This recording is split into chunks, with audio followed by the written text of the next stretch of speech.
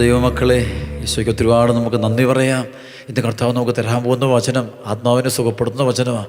കടന്ന് വലിയൊരു വിടുതൽ കിട്ടാൻ, ഒരു തിന്മയുടെ ബന്ധനത്തിൽ നമ്മൾ മോചിപ്പിക്കാൻ കർത്താവ് ആഗ്രഹിക്കുന്നു.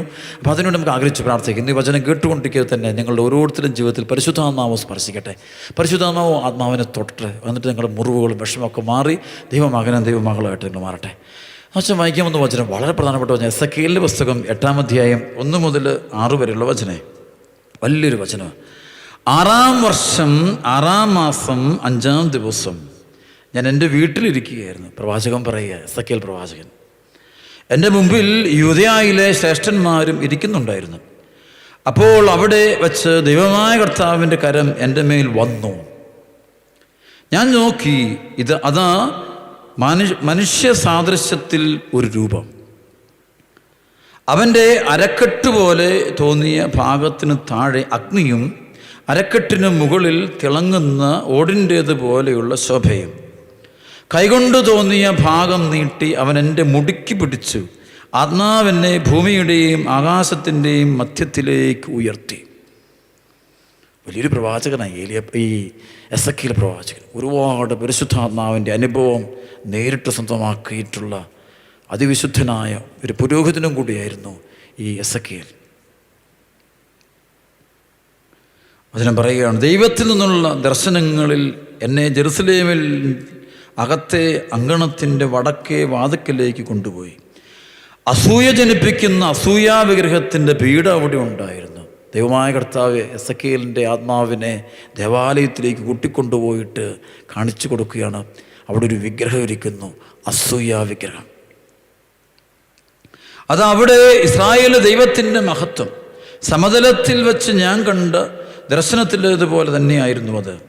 അവിടുന്ന് എന്നോട് അരുളി ചെയ്തു, മനുഷ്യപുത്ര, വടക്ക് ദിക്കിലേക്ക് കണ്ണുകൾ ഉയർത്തുക.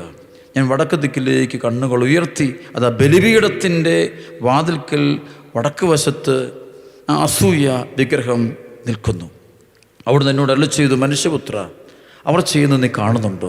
എൻ്റെ വിശുദ്ധ സ്ഥലത്ത് നിന്ന് എന്നെ തുരത്താൻ വേണ്ടി ഇസ്രായേലിന് അവിടെ ചെയ്തു കൂട്ടുന്ന കടുത്ത മ്ലേച്ഛതകൾ നീ കാണുന്നുണ്ടോ? ഇതിനേക്കാൾ വലിയ മ്ലേച്ഛതകൾ നീ ഇനിയും കാണും. അതായത് ദേവാലയത്തിൽ ദൈവത്തെ പുറത്താക്കാൻ വേണ്ടി വേറൊരു വിഗ്രഹം അവിടെ കൊണ്ട് സ്ഥാപിക്കുകയാണ്. അതാണ് അസൂയ വിഗ്രഹം. The idol of jealousy. The idol of jealousy. ശരിക്കും ദൈവ സാന്നിധ്യം ഒരാളെ വിട്ടുപോകുന്നൊരു സംഭവം. ഇതിനുശേഷം നമുക്ക് 10-ാമത്തെ അധ്യായത്തിലൂടെ വരുമ്പോൾ അവിടെ കാണുന്നത് കർത്താവിൻ്റെ മഹത്വം ദേവാലയം വിട്ടുപോകുന്നൊരു കാര്യം. ഈ ദേവാലയത്തിൽ നിന്ന് ദൈവ സാന്നിധ്യം അതിങ്ങനെ ചിറക് വിരിച്ച് പോകുന്നൊരു സംഭവം കാണിക്കുന്നുണ്ട്. അതിൻ്റെ പശ്ചാത്തലമായിട്ട് പറയുന്നൊരു കാര്യമാണ് എസെക്കിയേൽ 8-ാം അധ്യായത്തിൽ ദേവാലയത്തിൻ്റെ ഏറ്റവും വലിയ മ്ലേച്ഛതയാണ് ദ ഐഡൽ ഓഫ് ജലസി. അസൂയയുടെ രൂപി, അസൂയയുടെ വിഗ്രഹം. ഇന്ന് ലോകത്തിലെ ഏറ്റവും കൂടുതൽ വർദ്ധിച്ചുകൊണ്ടിരിക്കുന്ന ഒരു പൈശാചിക ശക്തിയാണ് അസൂയ. അസൂയ വെച്ചാൽ മറ്റൊരുവൻ്റെ വളർച്ച, അതേതു തരം വളർച്ചയാണെങ്കിലും, അത് ആത്മീയ വളർച്ചയാണെങ്കിലും ഭൗതിക വളർച്ചയാണെങ്കിലും അവനെ നശിപ്പിക്കുക എന്നുള്ളതാണ്. അപ്പം അത് നെഗറ്റീവ് സ്പിരിറ്റ്. നമ്മൾ അസൂയയുടെ സ്പിരിറ്റ് ഉണ്ടെങ്കിൽ ഓർത്തു ഇവിടെ ഒരു അപകടം വരാൻ പോകുന്നതായിട്ടാണ് അച്ഛൻ പറയാൻ പോകുന്നത്. കർത്താവിൻ്റെ മഹത്വം ദേവാലയം വിട്ടുപോകും. നിനക്ക് ചിലപ്പോൾ ആത്മീയ മേഖലയിൽ അസൂയ, സ്പിരിച്വൽ പ്രൈഡ് കൊണ്ടായിരിക്കുക.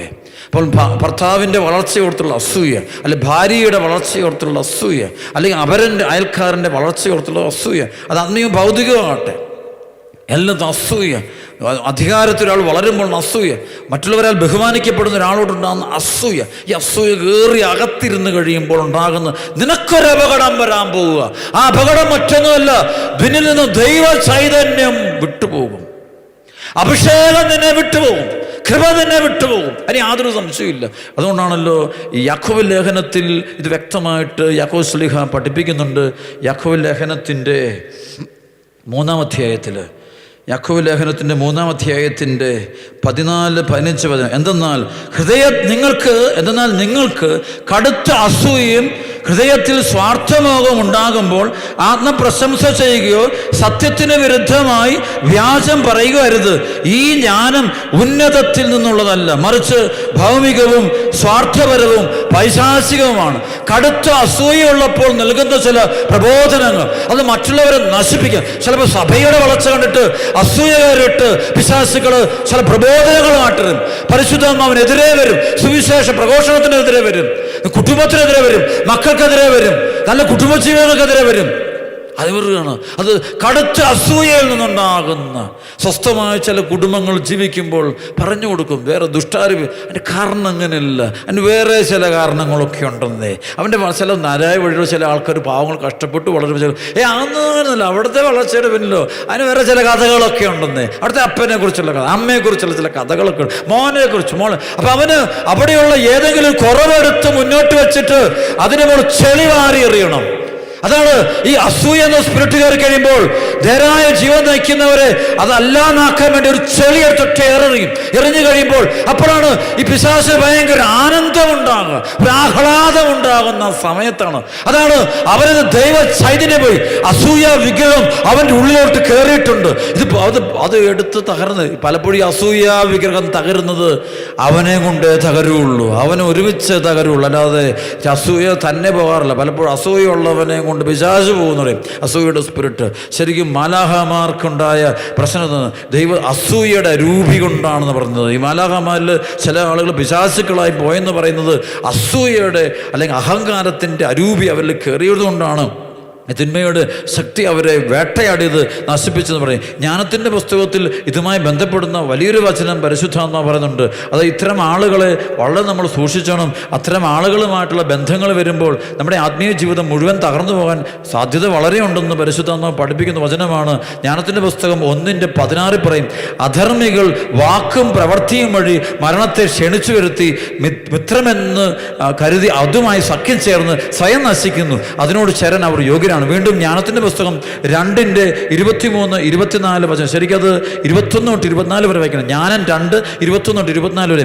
അവർ ഇങ്ങനെ ചിന്തിച്ചു, എന്നാൽ അവർക്ക് തെറ്റുപറ്റി, ദുഷ്ടത അവരെ അന്ധരാക്കി, ദൈവത്തിൻ്റെ നിഗൂഢ ലക്ഷ്യങ്ങൾ അവർ അറിഞ്ഞില്ല, വിശുദ്ധിയുടെ പ്രതിഫലം പ്രതീക്ഷിച്ചില്ല, നിരപരാധർക്കുള്ള സമ്മാനം അവർ വിലവച്ചില്ല. ദൈവം മനുഷ്യനെ അനശ്വരതയ്ക്ക് വേണ്ടി സൃഷ്ടിച്ചു, തൻ്റെ അനന്തതയുടെ സാദൃശ്യത്തിൽ നിർമ്മിച്ചു. പിശാചിൻ്റെ അസൂയ നിമിത്തം മരണം ലോകത്തിൽ പ്രവേശിച്ചു, അവൻ്റെ പക്ഷക്കാർ അനുഭവിക്കുന്നു. പിശാചിനുള്ളത് ഒന്നേ ഉള്ളതാണ്. പിശാചിൻ്റെ അടിസ്ഥാന സ്വഭാവം അസൂയയാണെന്ന് പറയുന്നത്. അസൂയ എന്നുള്ള സ്പിരിറ്റാണ്. അസൂയ ഇന്ന് കാണാം, സഭയുടെ വളർച്ച, വിശ്വാസം വളർച്ച, ആത്മീയ വളർച്ച, ദൈവരാജ്യത്തെ വളർച്ച, പെട്ടെന്ന് ഉടനെ പിശാച് അറിയും. അസൂയയുടെ സ്പിരിറ്റ് വന്നിട്ട് പെട്ടെന്ന് ചെളിവാരും തുപ്പവർ. അത് തുപ്പുന്നു. നമുക്ക് ഈശോയുള്ള അസൂയം എന്താ? ഈശോ നമുക്കാണ് ഈശോ ഈ പിടാസനത്തിൻ്റെ വേളയിൽ ഈശോ ചമന്ന് മേലങ്കികൾ ധരിപ്പിച്ച് ഇവർ കൊണ്ട് ഇരുത്തുന്നുണ്ട്. ശരിക്കും കുരിശുമരണത്തിൻ്റെ ഭയങ്കര ഭീകരമായ സമയമാണ്. ഈശോയെ മുഴുവൻ അവർ ചമ്മട്ടിയോടെ അടിച്ച് ഉച്ച മുതൽ ഉള്ളംകാലം വരെ വലിച്ചു കയറി തകർത്തിരിക്കുക. എന്നിട്ട് ചമന്ന് മേലങ്കി കൊണ്ട് ഈശോ ഇപ്പോൾ രാജാവായിട്ട് ഇവർ തല കിരീടം വെച്ചിട്ട് ഇവർ പറയുന്നുണ്ട്, ഇവർ യഹൂദന്മാർ രാജാവേ നിനക്ക് സ്വസ്തി. എന്നിട്ട് ഇവർ തുപ്പുകയാണ്, ഈശ്വര മുഖത്തേക്ക് തുപ്പുകയാണ് അവർ. കാരണം അവർക്ക് ഈ അസൂയയുടെ സ്പിരിറ്റിന് തുപ്പുന്നൊരു സ്വഭാവമുണ്ട്. സ്പിറ്റിംഗ് ടുവേർഡ്സ് ജീസസ്, ഈശോയുടെ മുമ്പിലേക്ക്, ഈശോയുടെ മുഖത്തേക്ക്, at the face of Jesus. അതാണ് അവർ കുറ്റം പറയും. അത് തുപ്പലിൻ്റെ വേറെ അവസരമാണ്. ആളുകൾ കുറ്റം പറയും, നന്മയുള്ളവരെ നശിപ്പിക്കും. വിശുദ്ധയെക്കുറിച്ചും ഞങ്ങളുടെ മദർതെരേസയൊക്കെ കുറ്റം പറയുന്ന ആളുകളുണ്ട്. അൽഫോൻസാമിയെ കുറ്റം പറയുന്നത്, മാർപ്പാപ്പയെ കുറ്റം പറയും. കാരണം നല്ലത്, അതായത് അസൂയയുടെ സ്പിരിറ്റാണ്. ഇതൊക്കെ കുടുംബങ്ങളിൽ കാണും, കുടുംബങ്ങൾ പോലും കാണാറുണ്ട്, എല്ലായിടത്തും കാണുന്നത് ഈ അസൂയയുടെ സ്പിരിറ്റ്. അത് പിശാചിന്റെ സ്വഭാവമാണത്. ആ സ്വഭാവം നമ്മുടെ ആത്മാവിൽ, ശരീരത്തിൽ, ഹൃദയത്തിൽ കെട്ടിക്കിടപ്പുണ്ടെങ്കിൽ ഒരു അപകടം വരാൻ പോകും. അത് പറയാനാണ് അച്ഛൻ പറഞ്ഞത്. നിന്നിലുള്ള അഭിഷേകം നഷ്ടപ്പെട്ടു പോകും, നിന്റെ ആത്മാവ് തീ നരകത്തിലേക്ക് പോകും, നീ ദൈവത്തിന് നഷ്ടപ്പെടും, സ്വർഗത്തിലേക്ക് കയറാൻ നിനക്ക് പറ്റില്ല, നിത്യജീവനെ ബാധിക്കും, അത് നിന്നെ നിത്യരക്ഷയെ ബാധിക്കും. ഞാൻ മുമ്പ് ഒരിക്കൽ ക്ലാസ്സിൽ നിങ്ങൾ പറഞ്ഞിട്ടുള്ളതുപോലെ ഇത് നിന്റെ ആത്മീയ ജീവിതത്തെ ബാധിക്കും. നിന്നെ ദൈവത്തിൻ്റെ ആവശ്യം നിനക്ക് വരും മകനെ. പിശാചിന് അവൻ ഓർത്തില്ല, ഇതെല്ലാം തീരുന്നോർത്തു. ശരിക്കും അവർക്ക് ഈശോയുടെ അസൂയ കൊണ്ട് മാത്രമേ ദുഷ്ടാരൂപി ഈശോയുടെ പീഡാസനത്തിൻ്റെ വേളയിൽ ഇതുപോലെ ഈശോയെ പീഡിപ്പിക്കുന്നത്, ഈശോയെ കുറിച്ച് തറയ്ക്കുന്നു, തുപ്പുന്നു, നഗ്നനാക്കുന്നതിന് പരിഹസിക്കുന്നതിന്, അസൂയ കൊണ്ട്. ഈ നോക്കുമ്പോൾ ഈശോയുടെ മുമ്പിൽ എത്ര ആയിരങ്ങൾ വരുന്നു. അവൻ വചനം കൊടുക്കുന്നു, അവൻ അത്ഭുതം പ്രവർത്തിക്കുന്നു, മനസ്സിൽ ആശ്രയം ഉയർപ്പിക്കുന്നു. അനേക മക്കൾ ഈശോയ്ക്ക് വരുന്നു.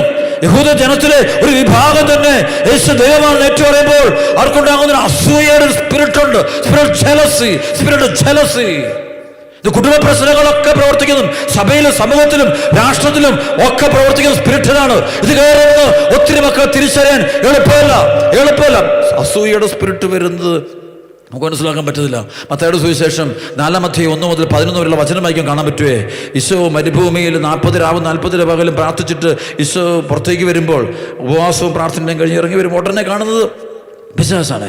അസൂയുണ്ട് അവൻ അസൂയ വന്നവൻ നോക്കി എന്ത് കുടിലതന്ത്രത്തോടെ അവൻ വരുന്നത്. പിശാചിൻ്റെ കുടിലതന്ത്രം. ഈശോ പറയുക, ഈ കല്ലുകൾ നീ അപ്പമാക്കാൻ പറയുക. അപ്പമാക്കാൻ ഈശോയ്ക്ക് നിനക്ക് പറ്റുമല്ലോ. അവനറിയാം അങ്ങനെ ഈശോ ചെറുതാക്കാൻ. ഇവൻ ശരിക്കും അപ്പം അത്ഭുതം അത്ഭുതം കണ്ടു കഴിയുമ്പോൾ ഈശോ അങ്ങ് ചെറുതാക്കണം. അവനെ ചെറുതാക്കണം. അത്ഭുതം നമ്മൾക്കും അത്ഭുതം കുറച്ച് വലുതാകില്ല. ഇല്ലില്ല, അവൻ്റെ ബുദ്ധിയിൽ വേറൊന്നാണ്. അതാണ് പലപ്പോഴും ദൈവം പലരുടെയും ജീവിതങ്ങളും കുടുംബങ്ങളിൽ അത്ഭുതങ്ങൾ അടയാളം കാണാൻ ദൈവ സാന്നിധ്യം വെളിപ്പെടുത്തില്ല. കാരണം അത് അവൻ്റെ വേറൊരു ടെക്നിക്കാണ്. അവൻ്റെ കുടില ബുദ്ധിയാണത്. എന്നെ ഇത് കണ്ട് അതറിഞ്ഞ് അത് അവൻ്റെ അസൂയയുടെ സ്പിരിറ്റിൻ്റെ ഒരു വേറൊരു മുഖമാണത്. പിശാചിൻ്റെ വേറൊരു തന്ത്രമാണത്. അത് പരിശോധന ഈശോ അവിടെ ചെയ്യുന്നില്ലത്. ഈശോ അവിടെ പറഞ്ഞ് ദേവാലയത്തിന് മുകളിൽ താട്ടിച്ചാട്. ഈശോ ചാടുന്നില്ല. കാരണം ഇത് അസൂയയുടെ സ്പിരിറ്റാണ്. അവൻ പറയുന്നത് നല്ല കാര്യമാണ്, പക്ഷേ അതിൻ്റെ പിന്നിൽ ഒളിഞ്ഞിരിക്കുന്നൊരു അപകടമുണ്ട്. അവൻ്റെ ഉപദേശിക്കുന്നത് നല്ല ഉപദേശമാണ്, പക്ഷെ അതിനകത്തൊരു വിഷമുണ്ട്. അവൻ മറ്റുള്ളവരെ കുറിച്ച് പറയുന്ന കാര്യങ്ങൾ കേട്ടത് കറക്റ്റാണ്, പക്ഷെ അതിനകത്തൊരു വിഷമുണ്ട്. അവർ ഈശോയെ കുറിച്ച് പറയുന്നത് സത്യവിശ്വാസം പ്രഘോഷിക്കുന്നത് കറക്റ്റാണ്, പക്ഷെ അതിനകത്തൊരു വിഷയിരിപ്പുണ്ട്. അവരെല്ലാത്തിനോടും സമഭാവേന എല്ലാവരും നമുക്ക് ഉൾക്കൊള്ളണം, എല്ലാവരിലും പരിശുദ്ധമാണ് എന്നൊക്കെ പറഞ്ഞ ഒരു പ്രത്യേക രീതി പറയുമ്പോൾ കേൾക്കുമ്പോൾ നല്ല കറക്റ്റാണ്, പക്ഷെ അതിനകത്തൊരു വിഷവിരിപ്പുണ്ട്. That means you need the gift of discernment. വിവേചന വരമുണ്ടെങ്കിൽ ഈ തിന്മയുടെ അരൂപിയുടെ അസൂയാലുക്കളുടെ പ്രവർത്തനങ്ങളെ തിരിച്ച് അത് നിന്റെ കൂടെ വരാം. പ്രിയപ്പെട്ടവരെല്ലാം വരാം. നിനക്ക് ഒരിക്കലും പിടിക്കാൻ പറ്റില്ല. അതിനകത്തൊരു വിഷമുണ്ട്. അവനൊരു വിഷമുണ്ട്, നിന്നെ കൊല്ലുന്നൊരു വിഷം. ഈശോ ഇല്ലാതാക്കാൻ വേണ്ടിയാണ് അവൻ ടെക്നിക്കുകൾ, വളരെ പോസിറ്റീവ് കാര്യങ്ങൾ പറഞ്ഞ് നല്ല കാര്യം പറഞ്ഞാൽ കൊണ്ടുപോകുന്നത്. അതുകൊണ്ട് നമ്മളെ ചിലപ്പോൾ ചില ആൾക്കാർ മേയ്ക്കാൻ വരും. ചില യുവാക്കൾ യുവതികൾ അവർക്ക് നല്ല ജോലി അല്ല നല്ല മൊബൈൽ ഫോൺ മേടിച്ച് കൊടുക്കുന്നു, നല്ല സപ്പോർട്ട് കൊടുക്കുന്നു, എല്ലാത്തിനും കൊടുക്കുന്നു. നമ്മൾക്കും എന്തൊരു നല്ല കാര്യമാണ് ചെയ്യുന്നത്, എന്തൊരു പുണ്യപ്രവൃത്തിയാണ് ചെയ്തത്. പക്ഷേ അതിനകത്തൊരു വിഷവിരിപ്പുണ്ട്. ആ വിഷം എന്തെന്ന് ആ ആൾക്ക് മാത്രമേ, ആ ആളുടെ ഉള്ളൊരു കണക്ക് കൂട്ടുണ്ട്. He has a mathematics. അവനൊരു മാത്തമാറ്റിക്സ് ഉണ്ട്. അതാണ് പിശാചിന് മാത്തമാറ്റിക്സ് ഉണ്ട്. മൂന്നാമത് ഈശോ നീ എന്നെ വന്ന് കുമ്പിട്, ഞാൻ ഇതെല്ലാം നിനക്ക് അങ്ങ് തന്നേക്കാം. ഇത് പറയുമ്പോൾ അപ്പോൾ കേൾക്കുമ്പോൾ ഒരു പോസിറ്റീവ് സാധനമാണ് തോന്നുന്നു. പക്ഷേ അതിനകത്തൊരു വിഷമുണ്ട്. ഈശോ അവനോടൊന്നും മിണ്ടുന്നില്ല. ഒറ്റ ഗോയവേ, ദൂരെ പോവുക സാത്താനേന്ന്, ദൂരെ പോവുക. അസൂയാലുക്കളെ തിരിച്ചറിയാൻ പറ്റിയാൽ ജീവിതം രക്ഷപ്പെട്ടു. പക്ഷെ അതറിയണമെങ്കിൽ പരിശുദ്ധാത്മാവിൻ്റെ കൃപ കൊണ്ട് നമ്മൾ അസൂയ ഉണ്ടാകരുത്. അസൂയയുടെ അരൂപിയുള്ള ഒരാൾക്ക് വേറൊരു അസൂയ കണ്ടുപിടിക്കാൻ ഒരിക്കലും പറ്റത്തില്ല. അതുകൊണ്ട് നമ്മുടെ ഉള്ളിൽ നിന്ന് ആ അശുദ്ധിയുടെ അരൂപി വിട്ടുപോകാൻ നമ്മൾ ആഗ്രഹിക്കണം, തീക്ഷ്ണമായിട്ട് പ്രാർത്ഥിക്കണം. ദൈവകരുണയുടെ, ദൈവത്തിൻ്റെ ആത്മാവിൻ്റെ അതിശക്തമായ പ്രവർത്തനത്തിനായിട്ട് നമ്മൾ കൊതിയോടെ ആഗ്രഹിച്ചെങ്കിൽ മാത്രമേ നമുക്ക് തിരുഷ്ടാരൂപിയെ നമുക്ക് ഇല്ലാതാക്കാനായിട്ട്, നശിപ്പിക്കാനായിട്ട് പറ്റുള്ളൂ. അതുകൊണ്ട് പ്രിയപ്പെട്ട മക്കളെ, ഈ നാളുകളിൽ പല കുടുംബങ്ങളും പല ജീവിതങ്ങളെയും ബാധിക്കുന്ന സ്പിരിറ്റാണ് അസൂയയുടെ സ്പിരിറ്റ്. ഇത് തന്നെയാണ് വലിയ തിന്മകൾ ചെയ്യിക്കും. ശരിക്കും അസൂയയുടെ സ്പിരിറ്റുണ്ട്. വലിയ തിന്മകൾ ചെയ്യിപ്പിക്കും, വലിയ പാപം ചെയ്യിക്കും, വലിയ തിന്മ. ഞാൻ ഏതും ജയിക്കുന്നില്ലെങ്കിൽ ചില കുഞ്ഞുങ്ങൾ വീട്ടില്ലേ, അവൻ മാർക്കിന് തോറ്റുപോയി. അപ്പം തോക്കുമ്പോൾ അവന് അപ്പനെ തോപ്പിക്കണം, അമ്മയെ തോപ്പിക്കാൻ ചില കാണും ആത്മഹത്യ ചെയ്യും. നാട്ടുകാരെ തോപ്പിക്കാൻ ആത്മഹൂതി ചെയ്യാൻ തോക്കാൻ തയ്യാറ്. അവന് വേറെ രീതിയിൽ തോക്കും. അതെല്ലാം അവൻ്റെ ഉള്ളിൽ കിടക്കുന്നൊരു അസൂയയുടെ സ്പിരിറ്റാണ്. അസൂയയുടെ സ്പിരിറ്റാണ്. അപ്പം എവിടെയെങ്കിലും ജയിക്കണം, ഒരു വഴിയല്ലെങ്കിൽ വേറൊരു വഴി അവൻ കണ്ടുപിടിക്കുകയാണ്. അതാണ് അവനിൽ പ്രവർത്തിക്കുന്ന അസൂയ. ഉൽപ്പത്തി പുസ്തകത്തിൻ്റെ 4-ാം അധ്യായത്തിൻ്റെ 1 മുതൽ 7 വരെയുള്ള വചനത്തിലും കാണുന്നത് അസൂയയുടെ സ്പിരിറ്റ്. കായേനിലും പ്രവർത്തിച്ചതും ശരിക്കും വെറുപ്പിൻ്റെ അരൂപി എന്ന് പറയുമ്പോഴും അവിടെയും പ്രവർത്തിക്കുന്ന ഒരു അസൂയയുടെ സ്പിരിറ്റാണ്. അത് വചനം ഇങ്ങനെയാണ് തുടങ്ങുന്നത്. ഉൽപ്പത്തി പുസ്തകം 4-ാം അധ്യായത്തിൻ്റെ 4 മുതലുള്ള വചനം വായിക്കുമ്പോൾ അവിടെ നമുക്ക് കണ്ടുമുട്ടുന്ന വലിയൊരു അത്ഭിഷേകമുണ്ട്. പിന്നീട് പറഞ്ഞു, ആബേൽ ആട്ടിടയനും കായേൻ കൃഷിക്കാരനുമായിരുന്നു. ഒരിക്കൽ കായേൻ തൻ്റെ വിളവിൽ ഒരു ഭാഗം കർത്താവിന് കാഴ്ചയർപ്പിച്ചു. ആബേൽ തൻ്റെ ആട്ടിൻകൂട്ടത്തിലെ കടിഞ്ഞൂൽ കുഞ്ഞുങ്ങളെ എടുത്ത് അവയുടെ കൊഴുപ്പുള്ള ഭാഗങ്ങൾ അവിടത്തേക്ക് കാഴ്ചവെച്ചു. ആബേലിലും അവൻ്റെ കാഴ്ചവസ്തുക്കൾ അവിടുന്ന് പ്രസാദിച്ചു, എന്നാൽ കായനിലും അവൻ്റെ കാഴ്ചവസ്തുക്കൾ അവിടുന്ന് പ്രസാദിച്ചില്ല. ഇത് കായനെ അത്യധികം കോപിപ്പിച്ചു. അവൻ്റെ മുഖം കറുത്തു. വെറുപ്പിലേക്കുക, അസൂയെന്നുണ്ടാകുന്നതാണ് വെറുപ്പ്, പക, പ്രതികാര ചിന്ത. എനിക്ക് അഡ്രസ്സ് കിട്ടുന്നില്ല, എന്നെ മൈൻഡ് ചെയ്യുന്നില്ല, എനിക്ക് ഒന്നാം സ്ഥാനം കിട്ടുന്നില്ല, അവരെൻ്റെ വളർച്ചയിൽ അവരെ ദൈവം അംഗീകരിക്കുന്നു, അതെനിക്ക് ഉൾക്കൊള്ളാം. അപ്പം സ്വന്തം ജീവിതത്തിൽ ഒരുപാട് നന്മകളുണ്ട്, ദൈവം ഒരുപാട് അനുഗ്രഹം കൊടുത്തു. ഇത് കാണാൻ പറ്റില്ല. സ്വന്തം കാര്യങ്ങൾ ചില സ്വന്തം പാത്രത്തിൽ നോക്കില്ല, ചുറ്റുമുള്ളവരുടെ പാത്രത്തിൽ നോക്കുകൊണ്ടേ സ്വന്തം ജീവിത നന്മകൾ നോക്കില്ല. അടുത്തുള്ള സ്വന്തം നന്മ ഇഷ്ടം. ഈ കായൻ്റെ ദൈവം അവൻ കൃഷിക്കാരനാണ്, അവൻ കൃഷിസ്ഥലമുണ്ട്, നല്ല വിളവുകളുണ്ട്, നല്ല വളർച്ചയുണ്ട്, അവന് ഇഷ്ടം പോലുണ്ട്. പക്ഷേ അതവന് കാണാൻ പറ്റില്ല.